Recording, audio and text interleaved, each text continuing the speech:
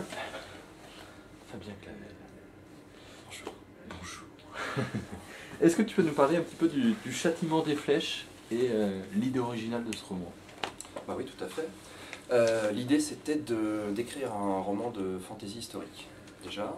Et c'était une première envie, et ça a rejoint un autre sujet qui m'intéresse, à savoir la Hongrie, puisque j'y habite.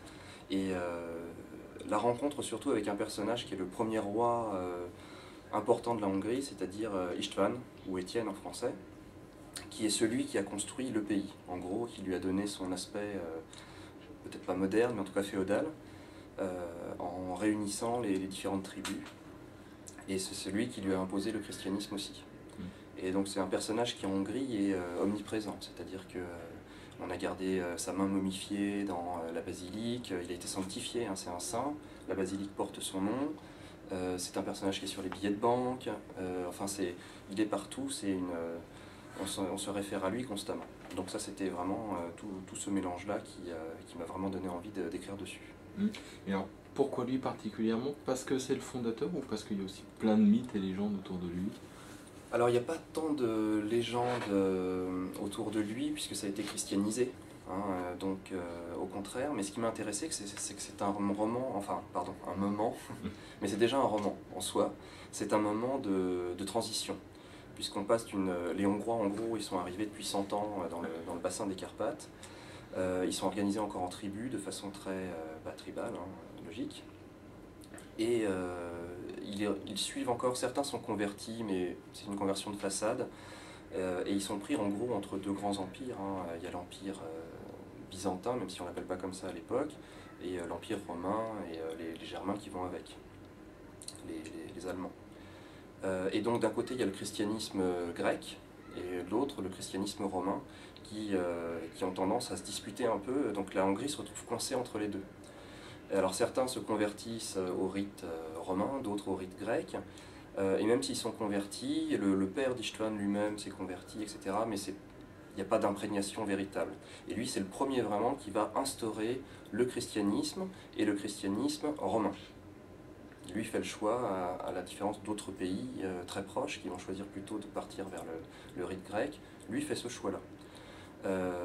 Et donc c'est un moment vraiment de transition, on va passer d'un monde tribal, un monde païen, un monde quasi nomade encore, semi-nomade, à un monde centralisé, un monde féodal, avec un roi qui s'inspire pour ses principes des monarchies germaniques.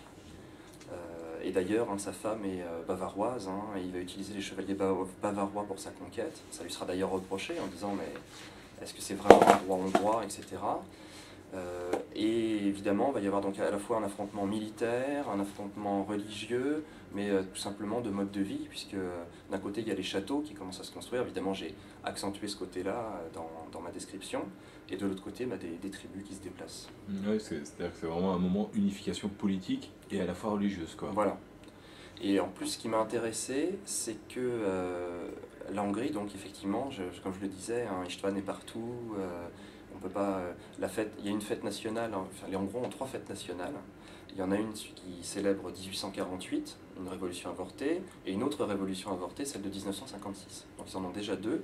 Et il y en a une troisième, le 20 août, qui est la Saint-István, et qui est la plus grande fête populaire de Hongrie. Il faut y aller parce que c'est vraiment sympa. Donc c'est pour dire à quel point le personnage est important. Et d'ailleurs, ils prennent la main momifiée qu'ils ont conservée et qu'ils promènent en procession. Enfin, c'est assez amusant. Donc d'un côté il y a ce personnage, donc un pays qui est encore très catholique, très ancré dans ses valeurs traditionnelles, notamment en résistance au communisme et à l'invasion russe. Et en même temps, ils sont très fiers de leur passé, comment dire, païen. Ils ont encore toute cette mythologie autour de l'équitation, c'était quand même d'excellents cavaliers, avec des chevaux petits, rapides et très endurants.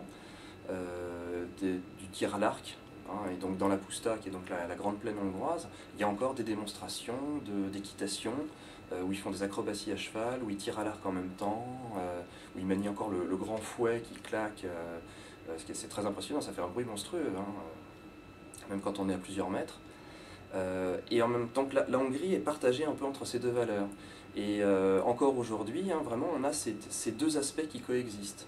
Et donc mon envie, c'était de montrer comment Istvan va réussir son coup, c'est-à-dire qu'il réussit à faire passer tout le pays au christianisme et à construire un royaume. Mais en même temps, il y a le reste, il y a toute cette idée très terrienne de rapport avec le paganisme, etc. Et les Hongrois sont encore tiraillés entre ces deux idées. C'est-à-dire c'est à la fois très chrétien et en même temps très païen. Et à mon avis, ça vient de là. Et en gros, c'est une lutte fratricide parce que István prend le pouvoir et il suit un mode de nomination dynastique. C'est-à-dire c'est le fils de Géza qui vient de mourir. Or, les Hongrois à l'époque, ils ont un autre type de succession. C'est le système, la loi, alors j'ai oublié le nom, mais en fait, en gros, il y avait plusieurs tribus et c'est l'aîné de ces tribus principales qui hérite. Or, celui qui doit hériter selon ce système de succession, c'est Kopány, qui est un cousin ou un oncle, là c'est pas clair dans les textes anciens, et donc là c'est une lutte quasi fratricide. Et même s'il y en a un qui va l'emporter, c'est un déchirement. Et pour moi, la Hongrie continue sur ce déchirement, d'autant plus que c'est un pays qui a perdu une grande partie de ses territoires.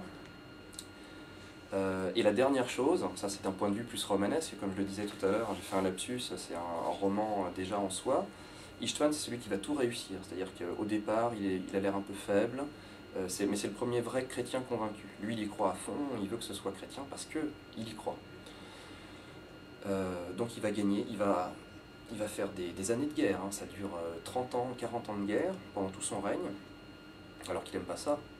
Il va réussir donc à instaurer des institutions qui perdurent encore plus ou moins aujourd'hui. Il donne des frontières qu'on va garder pendant des siècles et des siècles. Et en même temps, sa vie personnelle, elle est catastrophique parce que, notamment pour la succession, il n'arrivera pas à avoir une succession correcte lui-même. Et c'était ça qui m'intéressait, c'est-à-dire que personne ne gagne vraiment dans l'histoire. Tout le monde perd plus ou moins, mais en même temps, c'est cette fracture qui construit le pays. Donc tout ça me faisait vraiment très envie. Comment tu as travaillé au niveau historique? Il y a une grosse part de recherche? Alors il y a une énorme part de recherche. J'ai pratiquement passé 1 an en documentation avant vraiment d'écrire. À partir du moment où j'ai discuté avec l'éditeur qui m'a dit, je lui ai proposé un projet sur l'histoire hongroise, il m'a dit ça me plaît bien, donc j'ai commencé vraiment à me documenter. Et en fait j'ai eu un déclic, c'est au moment où j'ai trouvé une biographie en français de Saint-Étienne. Parce que évidemment la plupart des textes sont en hongrois, et je ne lis pas suffisamment bien le hongrois pour lire ces textes-là. Donc j'avais une documentation déjà accumulée au fil des années, et je me suis servi un peu de tout. Mais cette biographie, ça a été vraiment mon élément central. Sans ce livre, j'aurais pas pu vraiment du tout écrire ce roman. Donc ça a été un des déclics. Mais ce personnage, ça a été pour revenir à István, ça a été un de mes premiers contacts avec la Hongrie. Parce que c'est un personnage qui est tellement connu qu'il y a un rock opéra sur lui.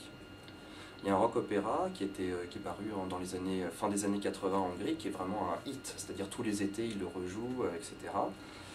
Et ma femme, donc, qui est hongroise d'origine, m'avait fait écouter ça. Une première fois ça m'avait pas emballé, et puis la deuxième fois j'avais vraiment adoré parce que les païens chantent en hard rock en fait. Donc ils sont méchants, ils sont habillés en cuir et tout, donc ça avait une sacrée gueule quoi, et ça m'avait beaucoup plu. C'est un des premiers trucs hongrois que j'ai connu.